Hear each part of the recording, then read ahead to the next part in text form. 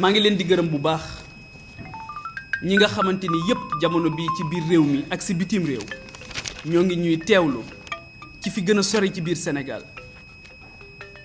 suma mbokk waa Caajaay yi waa Mbuur waa Thiès ba fa gën a sori ci Sénégal waa Matam waa Podor waa Ziguinchor suma dëkku xol waa Kanel waa Njum fa gën a sori waa Ourossogui ñoom ñëpp ñoo ngi leen di nuyu waa Thiès waa Kébémer waa Touba Mbacké waa Tivaouane waa Daka Médina Gounass Popenguine le clergé ñoo ngi leen di nuyu ëttu diine yi nga xamante ni yëpp ñoom ñoo ŋànk Sénégal di nuyu kilifa réew mi yëpp muy góor ak jigéen muy mag ak ndaw bàyyiwuñu kenn di sant bu baax a baax sunu borom subhanahu wa taala moom mi ñu permettre ci waxtu yu am solo yi dans la vie d'une nation mais aussi dans la vie des hommes et des femmes qui à un moment donné ont décidé de sacrifier leur confort personnel sacrifier seeni week-end seen confort tout court ndax Sénégal moom moo ñu jaral loolu moom moo ëpp dayoo sunu jëmm yu ñàkk solo yi nos êtres périssables réew moom nag nga xam moo ñu defal lépp tey jamono bu nekk dañuy laaj lan lañ ko mën a delloo un temps soit peu donc vous comprendrez aisément que c'est avec beaucoup d'émotion la ñuy toog tey jàkkaarloog sénégalais yi sunu papa yi ak sunu yaay yi di leen wax ne am na foo xamante ni bu fa réew tolloo ku toog di seetaan lu xew su ëllëgee da ngaa bokk ci ñu tooñ te boroom xam-xam bi dafa waxoon ne ñi def ba yàq ñi xamut bi ñu defee ba yàq tooñuñu ñi tooñ mooy ñi nga xamante ni dañoo xam ba pare toog jàpp seen jàmbur di seetaan am na lu gën a yomb li ñu tànn tey ku nekk xam na ni réew mi di doxe ku nekk mën ngaa dem lijjanti sa bopp bu ngoon jotee nga dem toog jàpp sa njàmbur ak sa njaboot loolu moo gën a yomb tey tàmbalee guñu sax ngeen gis ñoo xamante ni jàpp nañu ne la leen yëkkati moo ñu yëkkati ñun muy intérêt personnel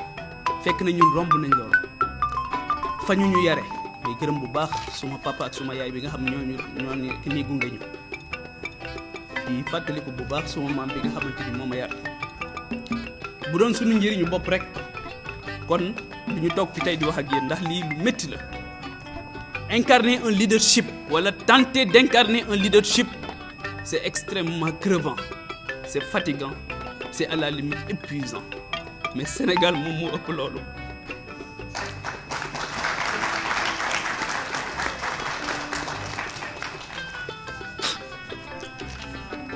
le 31 juillet prochain Sénégal dafay dem ci élection yu am solo muy élection législative ñun dey màgg nañu xàmme nañu du Papa Djibril Fall rek nag moom moo toog di wax waaye ñu bëgg Sénégal ñoo ànd ak ñun ci mbir mi te yàlla xam na ne lu mu jaral ñi yàq dina jaral lu ñu toll ngir defar ndax réew mii rek la ñu am Sénégal la ñu jox sunuy guddi ak sunuy bëccëg Sénégal moo tax mënatuñoo nelaw ba yandoor Sénégal moom moo tax jamono bu nekk du ñu jóg mukk fu ñu nit woowee ñu bàyyi suñu yitte yi ñuy def yépp dem bokk ko ak ñoom fa gën a sori ci Sénégal tey mën nañ ñoo seedeel loolu mën nañ ñoo nangul loolu daray tappale wala daray njuuj njaaj taxuñoo jóg li ñu tax a jóg mooy dem dagaan baatu sénégalais yi ay candidat lañ Papa Djibril Fall candidat la ak ñi mu àndal ci élection législative yi nga xamante ni ci la ñu jëm le 31 juillet prochain incha allah sunu jaar-jaar ak liggéey bi ñuy def sunu borom xéewale woon ñu ko muy journalisme may remercier bu baax journalistes yi fi nekk ak journalistes yi nekk ci biir Sénégal yépp Serigne Cheikh Ahmed Tidiane Sy Al Maktoum moo doon wax ne journalistes yi dañoo am une mission prophétique waaw may waxtaan ak benn bés Serigne Moussa Nawel mu ne ma yonent yi sax ay journalistes lañ woon mooy prêcher la bonne parole. ay journalistes jouent dans ce pays un rôle extrêmement important pour accompagner le développement économique et social de ce pays. moo tax je n'accepterai jamais que cette belle corporation kenn di ko traîner dans la boue parce que ñoom comprendre nañ ne responsabilité boo gis liberté boo gis responsabilité moom moo koy accompagner et pour la presse sénégalaise nous la savons extrêmement responsable, extrêmement consciente et extrêmement consciente surtout des enjeux du moment. moo tax maa ngi leen di gërëm bu baax ci ñëw bi ngeen ñëw fii métier bu am solo la ñuy def métier boobu ma doon def yàlla wërsëgale ma ko permettre ma nag ma dox ci biir Sénégal ak ci bitim réew rencontrer sénégalais yu bari waxtaan ak sénégalais yu bari gis seen yitte ak seen i bëgg-bëgg ak li nga xamante ni moom la ñu bëggoon di ko nësër damay wax ne boo génnee Sénégal dafa am ñaari sentiment yu lay animé boo demee ci dëkk yi nga xamante ni dañu avancé te ñun ñoo leen rawoon ñaari sentiment moo lay animé sentiment bu njëkk bi c'est un sentiment de fierté tout court en tant que humain nga gis doomu aadama réaliser de grandes choses nga xam ne doomu aadama fàttewul li nga xamante ni moom moo ko indi woon ci kaw suuf muy être le vicaire de Dieu sur terre. beneen bi sentiment bi c'est un sentiment de tristesse et d'amertume mais nga ne waaw ñun mais réew ma leen ma jógee mais tamit ay doomu aadama comme ñii ma gis ñoom ñoo fa nekk waaw lan moo tax mënuñoo góorgóorlu bàyyi naxante bi bàyyi luubal bi bàyyi yenn yi nga xamante ni yëpp amul solo bàyyi gaañante bi bàyyi reyante bi bàyyi xeexu politique bi nga xamante ni amul njëriñ ngir yëkkatiku ngir jël en charge les véritables enjeux de notre pays. sama candidature dafa am beneen nag niveau boo xamante ni moom la am réew mi ñu nekk juróom-ñett fukk yoo jël 80% yoo jël am seeni at moo ngi toll ci 20 et 25 ans 75% yoo jël.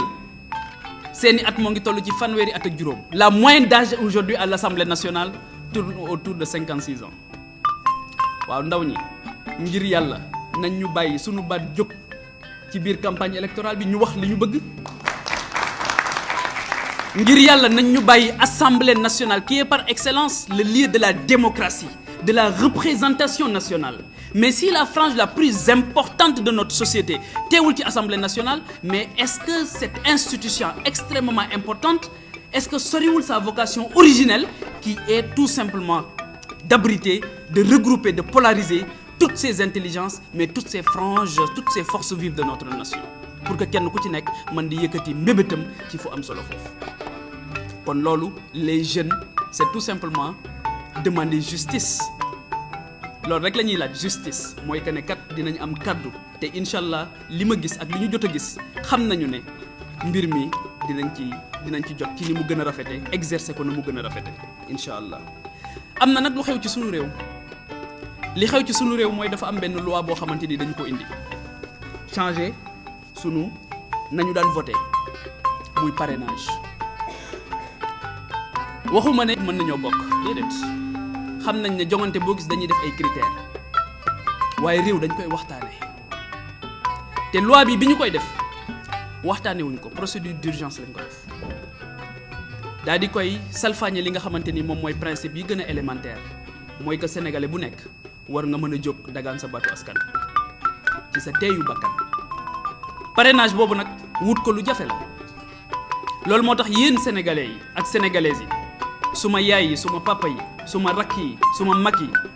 suma bàjjen yi nga xamante ni yëpp jamono bu ne yéen a ngi may témoigner seen affection seen mbëggeel seen cofeel ak surtout seen ñaan te mosu leen a gis suma jëmm dama leen di delloowaat mbir mi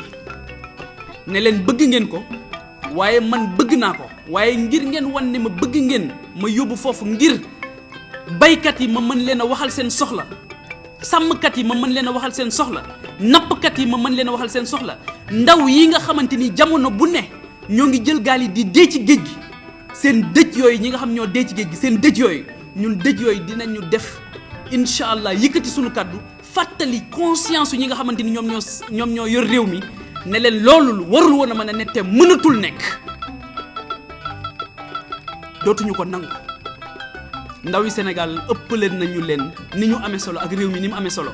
ak ndaw Sénégal ni mu yàggee am solo ndawu Sénégal bëggatuñu mu jël gaal di dem ci géej gi ndawu Sénégal bëggatuñu mu jël désert bi di dem naan day dem Espagne waaye magi Sénégal liñ ci bëgg mooy ñu dalal seen xel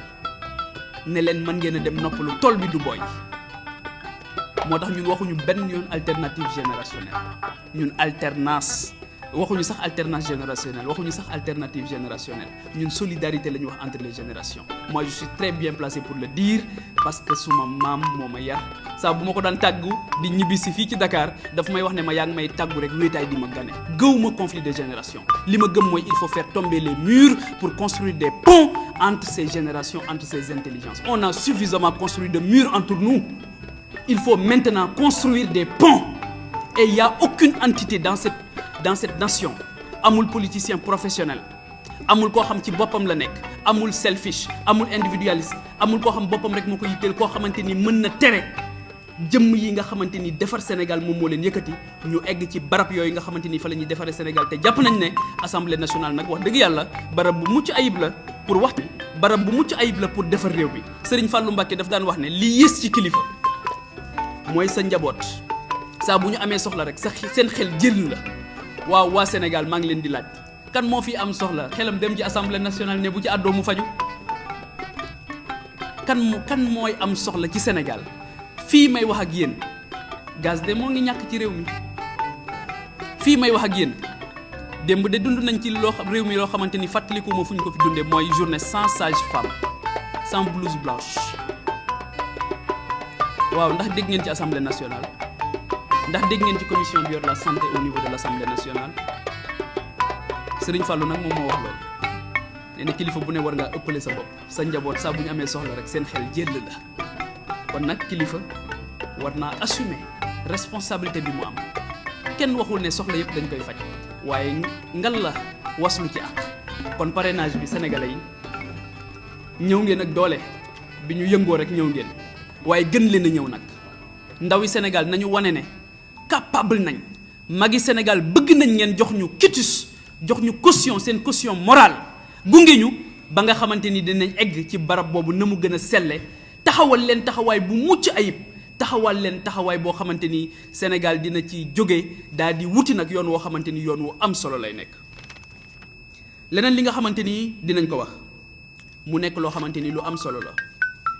mooy amuñu benn nous sommes libres de toute partisanerie actuellement politique nekkuñu ci benn contingence politique amuñu tamit benn engagement politique ci quelque bord que ce soit li ñuy def mooy tracer une ligne envisager une ligne boo xamante ni dañ koy construire boo xamante ni dañ koy liggéey ak ces sénégalais ces sénégalaises yi nga xamante ni sonn nañ ci bipolarisation bi nga xamante ni constaté nañ ko dans l'espace politique sénégalais machiavélisme bi nga xamante ni gis nañ ko loolu tamit dañoo foog ne tey jii war nañoo nekk